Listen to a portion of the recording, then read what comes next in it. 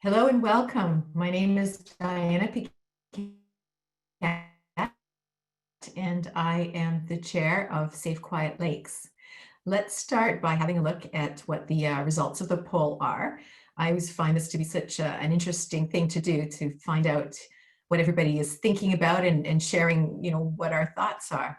So I see that many of you are with the Lake Association. Most of you heard about this webinar through us or through your Lake Association. Wonderful.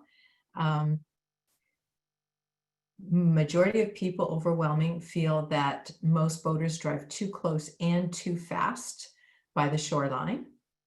58% feel safe swimming by their dock and 43% do not.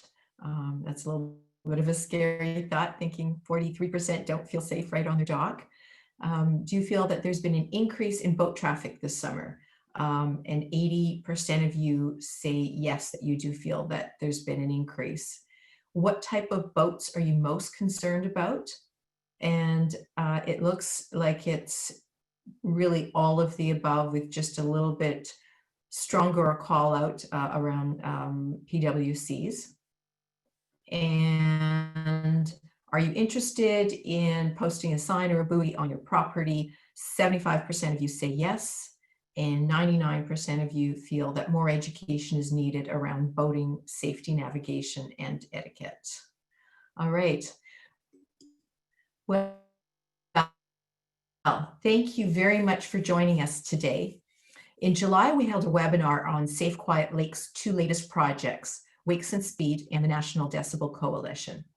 During the question and answer session from that webinar, we received an overwhelming amount of questions about setting up your own speed regulation signs and buoys.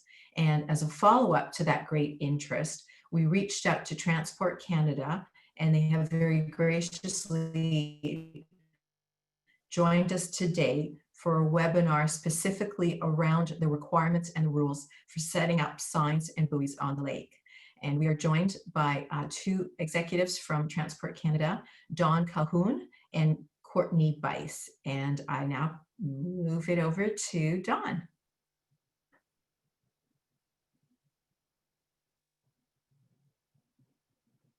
Okay, thank you, Diana. Good afternoon, ladies and gentlemen. My name is Dawn Cahoon, and I'm the manager of the Office of Boating Safety, Ontario Region with Transport Canada. Also online is my colleague, Courtney Bice. Courtney is with the Navigation Protection Program. I'd like to thank Safe Quiet Lakes for allowing us to speak to you today. We'll be speaking about vessel operation restrictions, responsibility for signage, and private buoys. So this is what I'll be covering in the next 10 minutes or so. What is a vessel operation restriction? What is the universal shoreline speed restriction? Who can apply for a vessel operation restriction and Transport Canada's role in that? The no-wake myth and signage. So what is a VORR? A vessel operation, it stands for Vessel Operation Restriction Regulation, and I will be using that acronym just because it's quite a mouthful to say Vessel Operation Restriction Regulation over and over. So this regulation is found under the Canada Shipping Act 2001. And just like the name implies, it regulates the operation of vessels through restrictions on specific bodies of water in Canada. This regulation allows any level of government to ask the federal government for restrictions on certain bodies of water anywhere in Canada. So this regulatory process is basically invoked to, when there is no other act or regulation or regulatory regime or no other alternative than to restrict the waterway. So basically it's a last resort. We don't like to create regulation if it's not absolutely necessary.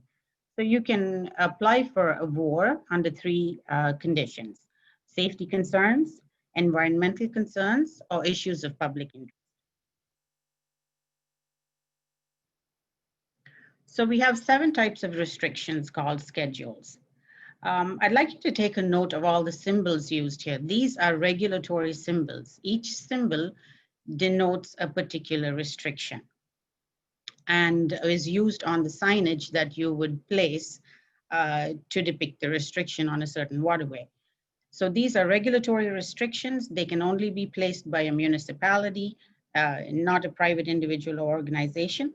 And I will explain more in detail in the following slides. So Schedule 1, waters on which all vessels are prohibited. Again, the diamond with the cross denotes this specific restriction. This restriction is generally used in areas where there are dams, swimming areas, water intakes, water discharge, stuff like that. And this restriction can apply at all times or specific periods of time. Under Schedule 2, we have waters on which power-driven vessels and vessels driven by electrical propulsion are prohibited. So for an example, we have Jocelyn Lake in Seguin Township. They have specified a particular period for this restriction to take effect. So it applies beginning on June 15th and ending on September 1st. So prior to June 15th and after September 1st, power-driven vessels can traverse the area. Schedule 3, waters on which power-driven vessels are prohibited. Now it differs from Schedule 2 a little bit in that under Schedule 2, vessels driven by electrical propulsion are also prohibited. This one is just power-driven. And for the purposes of our regulation, power-driven is defined as internal combustion engine or a steam engine. So electrical vessels are not included in that definition. And we have shown on the slide lake in the town of Bracebridge, which has such a restriction in place. Schedule 4, under Schedule 4, boats are subject to an engine power limit. And as you can see here, we have an engine power limit denoted in kilowatts. We do not use horsepower on our signs, on our regulatory signs. So it will be in kilowatts. And this is more of a rarity, this restriction. We have a total of 331 VORRs in Ontario, and only 2 of these are Schedule 4 restrictions.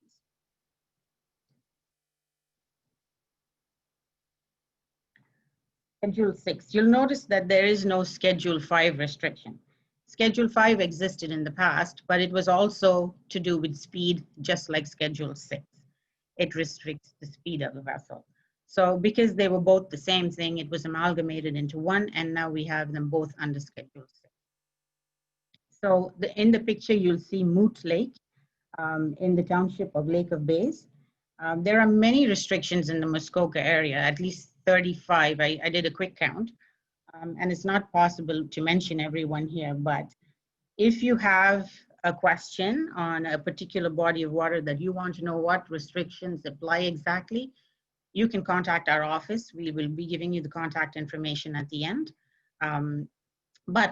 To note, this information is online. It's in the regulation. So if you just Google the vessel operation restriction regulation, and if it was a speed restriction you were looking for, you would go to Schedule 6.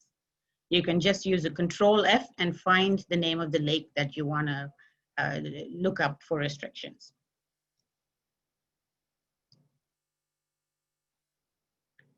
Schedule 7, waters on which a power-driven vessel towing a person on water skis, a surfboat, or any other similar equipment is prohibited except during permitted hours as indicated. So the restriction will mention permitted hours. Now there are a few Schedule 7s in the Muskoka area, 4 to be exact. So there's the North Branch Muskoka River from Bracebridge Falls to the mouth of the Muskoka River, the Joseph River connecting Lake Joseph to Lake Rosseau, from the Ames Point entrance to Joseph River Shoal, South Branch Muskoka River from the intersection with the Muskoka River to Muskoka Falls, and the Indian River, but not the part known as Mirror Lake. That's excluded.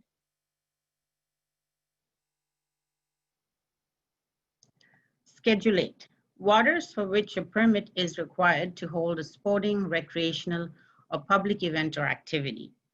So should you want to hold such a public event, if such a restriction is in place and you did want to hold an event, you would have to apply for a permit to our minister to do so. Generally, the permit is signed off by our Director General in Ottawa on behalf of the minister. So once you get a permit, you can go ahead and run your activity. So those restrictions that I just spoke about, those 7 restrictions fall under the VORRs. Those restrictions, should you want one of those, your municipality has to apply for it. As different from that is the universal shoreline speed restriction, what we call the 1030 rule, which says no person shall operate a power-driven vessel at a speed in excess of 10 kilometers per hour within 30 meters of shore in the waters of Ontario and other parts of Canada as well.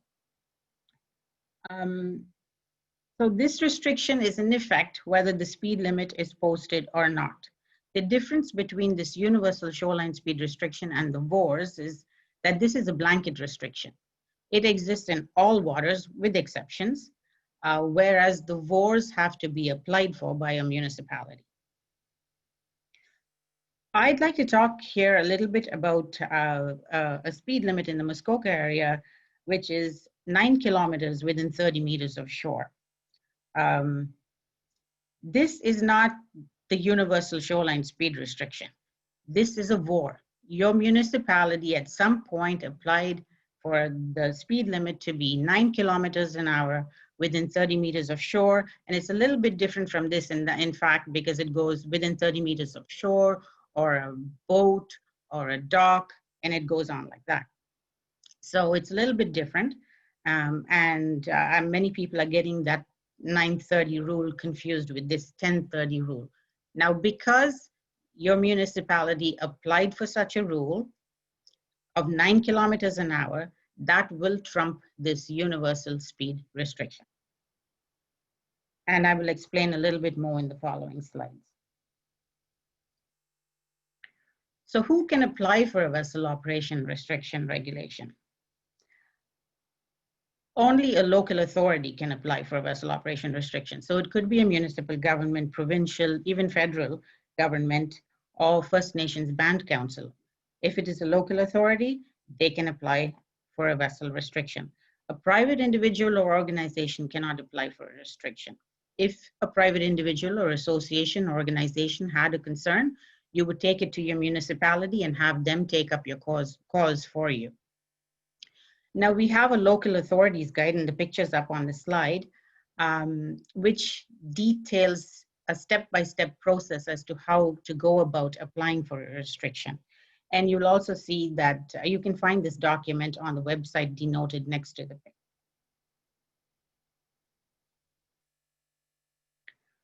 So when a municipality wants to apply for a restriction, they have to identify the sources and causes of the problem. That's the first step. And this is, we're looking for specific information. So we're looking for, like, when does it happen? Does it happen under particular circumstances? Does it happen all the time? Things like that. Then you have to explore and evaluate various options for solving the problem, including non-regulatory alternatives. You have to be able to prove that nothing else works, that only a regulation is going to mitigate this concern. And then a big part of this is a consultation with all users of the waterway. A potential restriction can also trigger the legal duty to consult with First Nations peoples. We can help with that. But consultations have to be across the board. It has to be fair. It has to be transparent. You can also have a survey as part of a consultation, but it can only be a part of the consultation. It cannot take the place of the entire consultation. And lastly, you will prepare a cost-benefit analysis, which is you will basically show that the benefits of this restriction outweighs any costs to Canadians. So once this VORR application, you have all this information, you'll complete the VORR application and send the application to the Regional Office of Boating Safety, which is my office.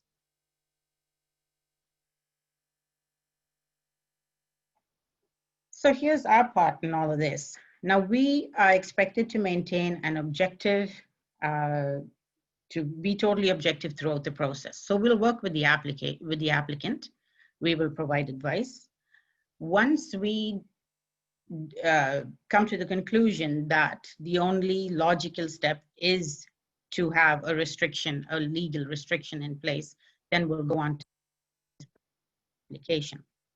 We will the inquiries and complaints, because once you start your consultation process, a lot of people will be calling us with information, just asking questions, or they might be complaints. We will provide all kinds of guidance that you need. We'll make sure that your application is complete and in a way that we expect it to be. And then once we feel that everything is there, we will recommend the application to our headquarters.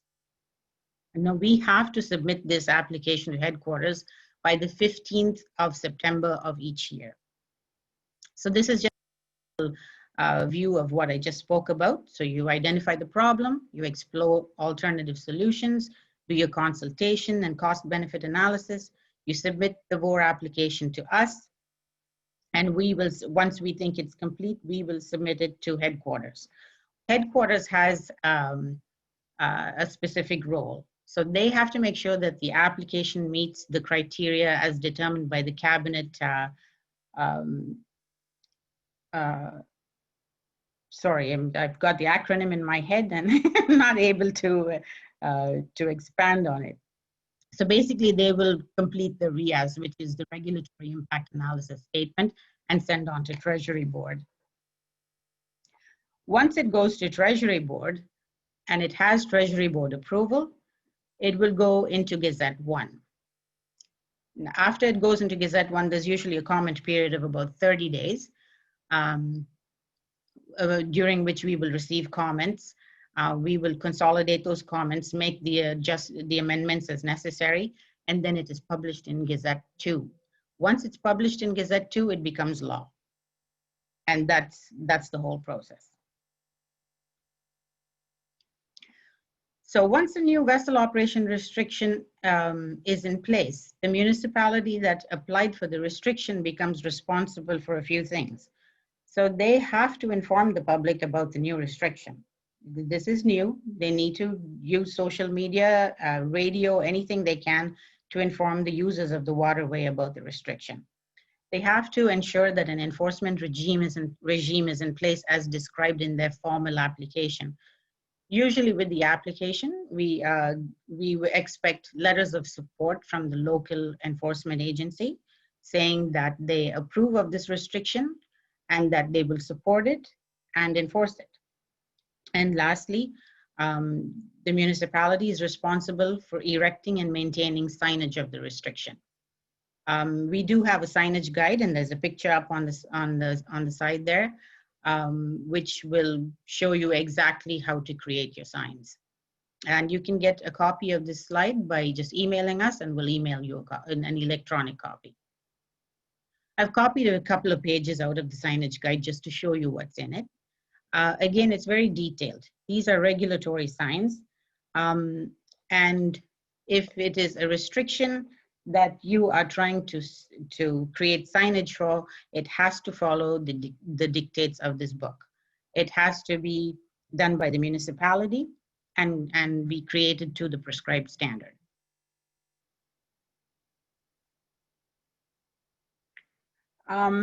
I'm sure many of you have seen these types of buoys everywhere. I know there are some in the Muskoka area. We've seen them in other areas as well.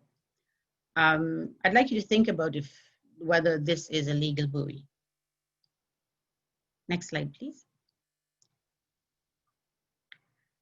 No, it's not a legal buoy. There is no such thing as a no-wake law in Canada. I know we share many of our waterways with the United States, and they do have a no-wake law, but we don't. This in Canada is an illegal buoy, firstly because it is taking, it looks like a control buoy, which is a regulatory buoy. And secondly, there is no such thing as no wake. We do not use that in Canada. And to speak about this some more is my colleague, Courtney Bice. She's going to go into the private buoys, and she will explain in detail. Courtney?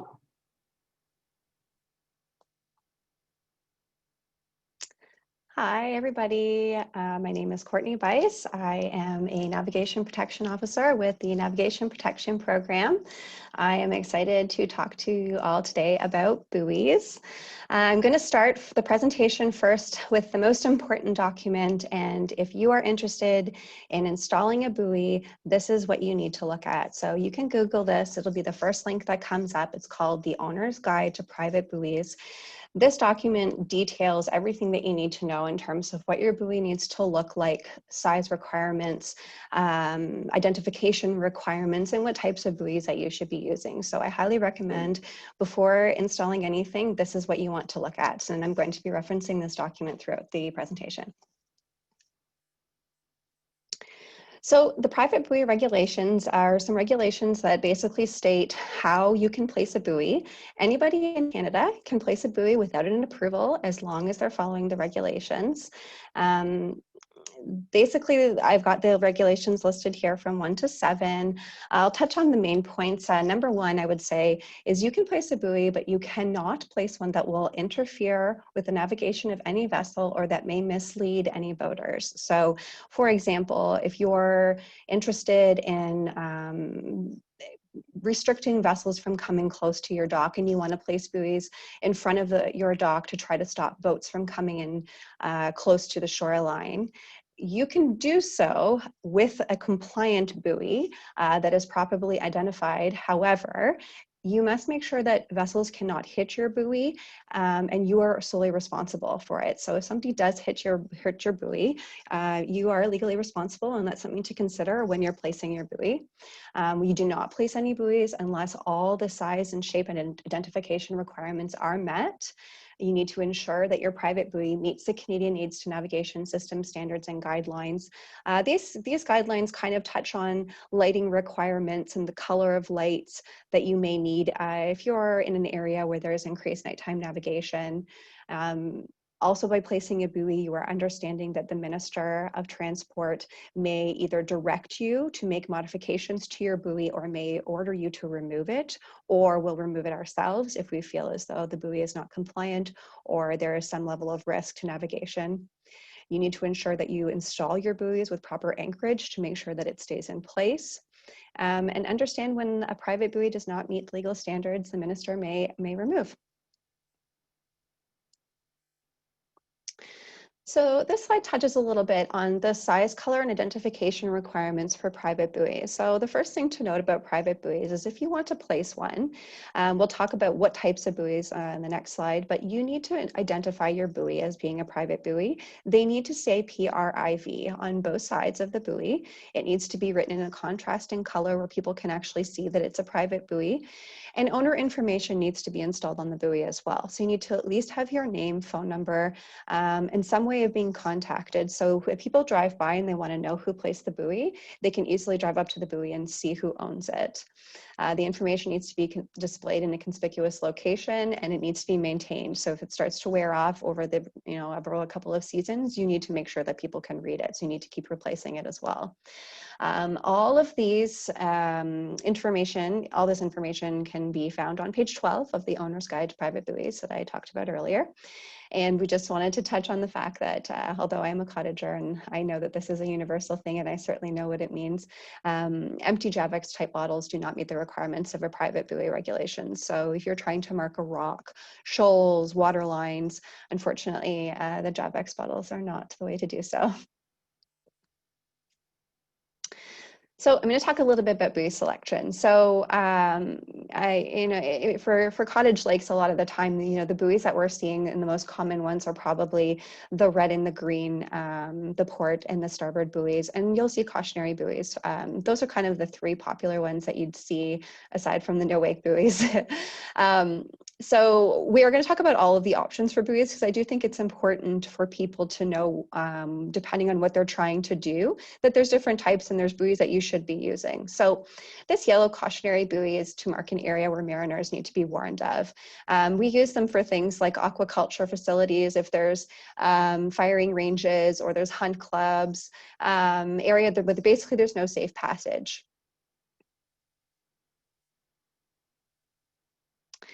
This is a hazard buoy. So it's a white buoy. It has a orange diamond on it. And this buoy, type of buoy, is used to mark individual or isolated hazards like rocks and shoals. Sometimes people can actually put writing inside of the diamond. So if you're trying to explain to people why it's there, you can say rock or shoal. You can actually write in there, while also maintaining that the fact that the buoy also still needs to have PRIV on it and contact information as well. And depending on where you're placing the buoy, and again, this is sort of subjective to the waterway itself, if there's increased nighttime navigation, and there's other buoys that have lights on them, you'll want to have a yellow light on this type of buoy. And you'll also want to use yellow retroreflective material if you're wanting to increase visibility for nighttime on this type of buoy. So the white buoys, these are swimming buoys. So swimming areas, we get a lot of questions about swimming buoys versus swimming areas. So if you're trying to kind of make a little space out front of your dock and you want to use some white buoys, you can do so. They cannot be tied together. So you have to have them individually anchored. They're not attached in any way. And you can kind of be marking a little perimeter area where you're swimming. And as long as the buoys are compliant, they say PRIV and they have owner information, you're fine to do so. If you are interested in a swimming area, which is a bunch of buoys and they're tied together and it's sort of like segregated area where both cannot navigate, you need to apply to the Navigation Protection Program for an approval to do so, because swimming area is considered a work under the Canadian Navigable Waters Act. So I would say for this one, if you have any questions or you're not really sure what you want or what you're trying to do, I think it is best to reach out to us. Swimming buoys that are not tied together, and if you're just putting up private buoys but they are not, it's not an area, you cannot restrict for navigation. So if people want to continue to canoe or kayak within the areas of those buoys, they are fine to do so. So swimming area is more appropriate if you're trying to restrict navigation. This is an information buoy. It is a white buoy with an orange square. And this is sort of a variety of reasons for why we would use this type of buoy. You can indicate things like fueling stations and campsites. And we would also recommend that this is the type of buoy that should be used if you're trying to encourage vessels to slow down, or if you're trying to communicate that this is an area with a high amount of children swimmers. You can say swimming or slow or caution. We do not recommend the use of no wake. And if you felt that you wanted to communicate some type of information, you'd put it right there in the square, while also indicating on the buoy. It would also have to have contact information and PRIV on the side as well. These buoys, these are just for show and tell. They're not actually going to be used by the public. These are the buoys that are used when there is a vessel operation restriction regulation in place. So these are Transport Canada regulatory buoys. The control buoy and the keep out buoy, these will be used for VORRs. Any type of buoy that has an orange circle on it, if it says no wake, it's not to be used. It should have a number in the middle of it to indicate what the speed restriction is in place. So these are Transport Canada buoys. And lastly, mooring buoys. I left this to the end because this one's kind of funny a little bit. So we have mooring buoys, and they are considered a work under the Canadian Navigable Waters Act, which would be, the acronym is the CNWA. So basically, if you want to moor a vessel to a buoy, now you've created sort of an area and you have a swing radius, and it's sort of bigger than just the buoy itself. So depending on the size of the vessel and how closely you're wanting to moor your vessel to something else around the area, whether it's docks or other boats, they potentially could meet the minor works order. And the minor works order is basically a list of requirements that say, if you meet this criteria, you may build without our approval. And it's dependent again on the size of the vessel and how closely you're wanting to moor to other things. If you cannot meet the minor works order, you need to apply for an approval through our department for your mooring buoy. And we do a full assessment on mooring buoy. We see what's in the area. We do a navigational impact assessment. And assuming everything is okay, we will issue an approval. You'll have a legal document with stamped drawings in hand, and then you can purchase your buoy, which needs to look like this. It's white with an orange band at the top, and you would properly label your buoy. And that's it. So this is basically some contact information for both my department and Dawn's department. The Office of Boating Safety can be contacted at those websites or the email and the toll-free number. And then my group, the Navigation Protection Program, we do have a website. I do encourage everybody to read it. There's lots of really good information on there. And our general mailbox, which we check it, all of us take turns. We check it every single day and we do our best to get back to everybody. So I do encourage, if you have questions, please call us. That's wonderful. Thank you so much, Dawn and Courtney. So now we're going to go into the question and answer period. And we have got about 20 minutes to do that. So I think we can get through a lot of the questions and answers. One that has come up quite frequently is a big thank you to Transport Canada for participating in this webinar today. There's a great deal of appreciation for you doing this for us. And a lot of requests on if we can get the actual presentation distributed to the people who have registered for this webinar. Dawn, Courtney, are you fine with that? Yes, I'm fine with that. There's no problem. They can have the presentation. Yep, same. Okay, wonderful. Thank you. So now there's a question here that says, is there a requirement for a prior incident to apply for a VORR? So do you have to have some kind of incident happen in order for you to apply for a VORR? Not necessarily. You do not have to have an incident occur to apply for a VORR. If you can show why you think that area is a safety concern, in the sense that speed limits are not being adhered to, it's a narrow waterway that they're just speeding through, anything that's happening there that you think is a major safety concern, you can definitely just go with that. We are not waiting for an incident to happen. Okay, and then probably similar to that, there's a question on what if a lake spans on 2 different municipalities? Do they have to be in cooperation to ask for the VORR? Yes, they do, because of signage. Both municipalities will be responsible for signage, and you need cooperation from both. I mean, there can be one application, but they both have to coordinate and do it, just so that there's no issues later when signage comes up. Okay, and again, similar to this, how many applications are typically approved or not? Are most approved, or is it a very low number? There is a good chance your application will go through, because we will go, before you even submit the application, you're talking to us. And we will go through it with you, and we usually, we can pretty much gauge if it will go through. Because if you have sufficient evidence and you have done all of the work required, it generally goes through. So we can generally talk about that even before the application process gets started. Okay, there's a question here. I was told 3 years ago that it would be more likely to get a speed limit with a lake plan rather than my local authority applying for a VORR, because the process is very long. I guess the question is, does it make a difference if it's a lake plan or if it's a local municipality applying for the VORR? Is it the same process? I'm not sure what a lake plan is. I've never heard of that. But the only way to get a restriction, a legal restriction in place, is through the VORR process. Okay, thank you. So lake associations and organizations like that don't have the authority to put any kind of legal restriction in place. Okay.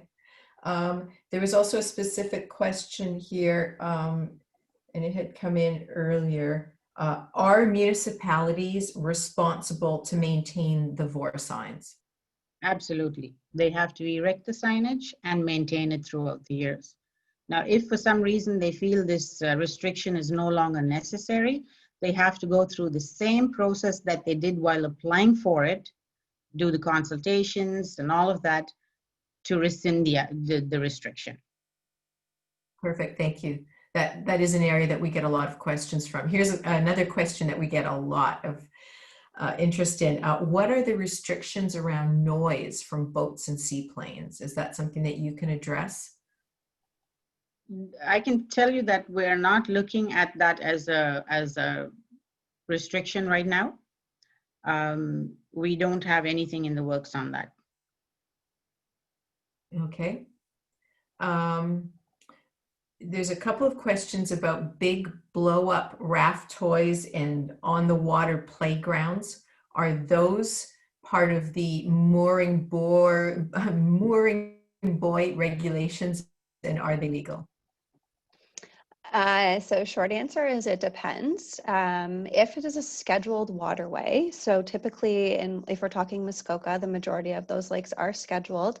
If you want to place a water slide, any of those things, placing them in the water, a floating dock or a raft, even a regular dock, you need to apply through our program. They need an application for approval. And if they do not have one, it is an unlawful work and it is subject to removal. We typically, because I mean, it's the same thing as buoys. There's hundreds of thousands of them in the water. So we kind of deal with them on more of a reactive basis. So if we receive a complaint about somebody, who said, somebody's put something in the water and I feel my navigational related concern is this, we will look into it and open a file and address at them. So we get stuff all the time for people who have installed water slides and water parks and whatnot. That being said, those get approved all of the time. It's not that they won't be approved, and it's not that they're not allowed in the water. They just do require, they're subject to the act, and those types of things being placed in the water need to be reviewed to ensure that it actually is safe to have it there. There could be a legitimate navigational risk. There's cumulative impacts when every single cottage has a dock and a floating dock and buoys and toys in the water, and sometimes it does get crowded, and so we look at all of that when we issue our approvals. So yeah, I would say if the waterway is on the schedule, they do need to apply to us every time. Okay, thank you. What is the best approach to get the 9 kilometers an hour speed limit buoys in narrow channels? So they're sort of asking best approach or best strategy to get that done. So they're looking for a new speed restriction in a narrow waterway. The first step is you would call my office. You would talk to one of my officers and they will guide you through the process. So we'll talk about why you think, give us the issues, the causes of the problem, any information that you can, and then we'll go through it and make sure that alternative that can better concern. So if there is no other alternative, then we look into the VORR. So if they're looking at 9 kilometers an hour in a specific area, that's what they will apply for. Okay. And the municipality that does it. It cannot be a private individual. All right. There's one here that says, our lake association wishes to post the 10:30 signage in a narrow channel. Do we use a buoy or do we post signage on land? The waterway that this person is referring to is 50 meters. So it's a channel.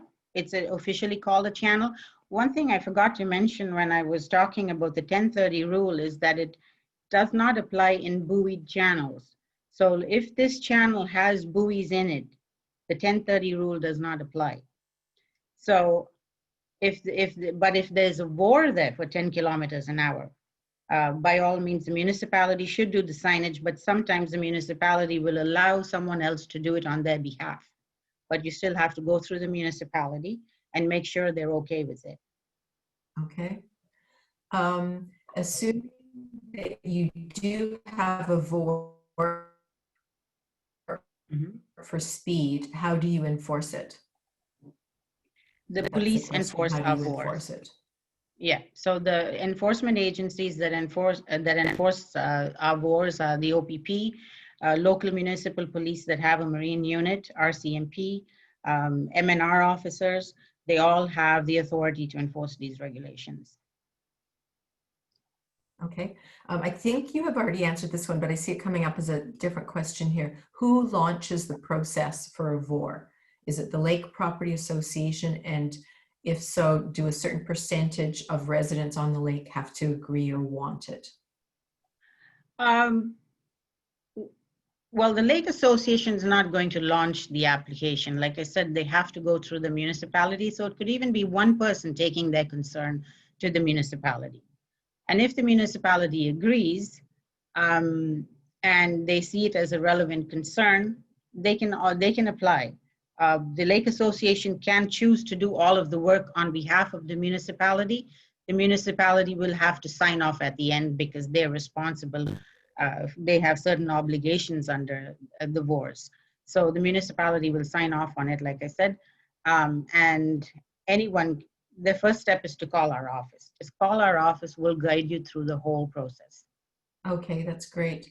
And this one is, when did Transport Canada last review the adequacy of the size of buoys given the speed of boats? I have no idea. I have no idea when they last reviewed that. I don't think it has ever come up. Okay, and there was a similar question that had come separately saying boating has changed over the years. There's more boats on the water. There's a high influx of PWCs. It's more like a major highway. Shouldn't our rules around boating licenses and speed limits change? When you talk about boating licenses, I'm assuming you're talking about the pleasure craft operator card. There was a few separate questions that were similar to that were saying that if you are a renter, you can get a boat and you can get a PWC without a boating license. And so this question kind of spanned both of them, sort of saying like things have really changed on the water from the time that these rules were first made. So, yeah, you know, what Transport Canada doing to address how different it is now? Actually, we're doing a lot. That regulation right now is under regulatory amendment. That is the regulation that governs the pleasure craft operator card. So they will actually be going to consultation. We have to do the same process as everybody else. We want to change regulation, we have to go to consultation, and that will be done this fall. So it will be done online, most probably, given the situation we're in. And I can send that link when the consultations are posted to Safe Quiet Lakes, and you can send it out to everybody if you'd like that.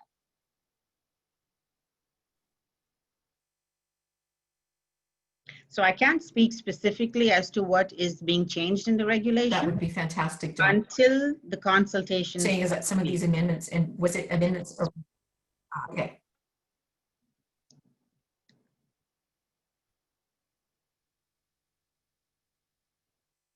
Oh, that's fair. Thank you.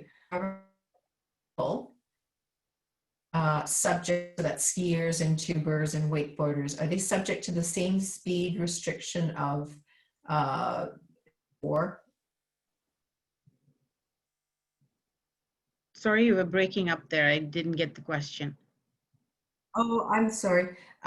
If somebody is towing, if a boat is towing people, are they subject to the same regulations on speed and proximity to shore? They are, but when it comes to the 1030 rule, they are exempt if they're taking off perpendicular to the shore and away from the shore. They're exempt that 10-kilometer rule. So okay. Other than that, other than that, we don't have, once they're out in the water, there's really no speed limit usually for anyone. Perfect. Can I post a sign on my property that cautions for swimmers? Courtney, do you want to take that one? Yes, you can post a sign that cautions for swimmers, absolutely. And especially if it's on the land, Courtney won't have any, I mean, the navigation protection program is not concerned with that at all. So as long as it follows, it doesn't look like a regulatory sign, you can post any sign on your land. Yeah, and just to add on to that, like our department, it needs to be in the water for us to have any jurisdiction. I will say, if you're posting it on land, it's you know, it might help. Is it enforceable? No. If boats continue to drive close to your dock, and, you know, if they're driving recklessly, maybe you can call the police. But in terms of actual enforcement, yeah, I would say you can't get upset if somebody is not respecting your swim area. If you want an actual swim area that's kind of roped off and more of a space where vessels cannot be restricted, then you can apply through our program.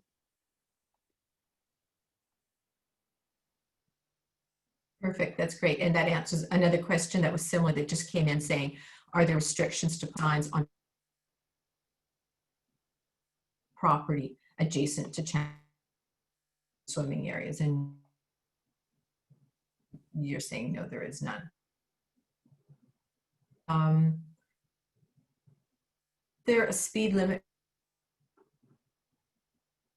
and is specific restriction comes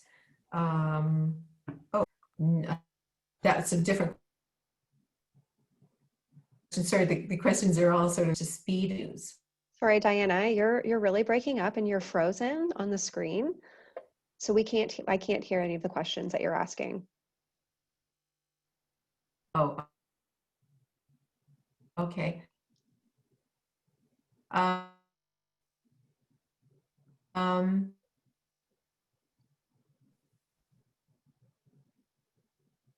Is there a speed limit for boats crossing a shoal marked with?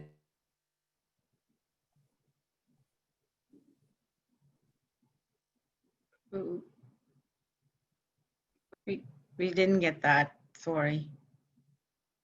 All right, it was a question that had really been answered a couple of times, so we'll leave it at that. Is my audio coming through now? Great. A little better. All right. Well, okay, good. Well, we do have a few more questions, and we will have those answered individually to those people who have asked the questions. They will be answered jointly by Transport Canada and CC'd to us so that we have a good reservoir of all of the different questions that people are asking so that we can help you out ourselves a little bit more. So with that, I would like to thank Dawn and Courtney for joining us today, for spending so much time, you know, preparing this for us, looking at the questions in advance of the presentation so that they could really kind of come to the presentation with as much of the information that you wanted to know. And I also want to thank our regular sponsors, as well as the participation of so many different groups and organizations that sent out the webinar invitation to their membership so that they get a chance to participate. So I mean, it just really shows how interested people are in the subject. So with that, we're going to say good day to you. We have a short questionnaire, I promise less than 30 seconds for you to complete, and it's just to let us know how we're doing. So if you could complete that. And again, thank you so much for joining us today, and a special thank you to Dawn and Courtney. Thank you.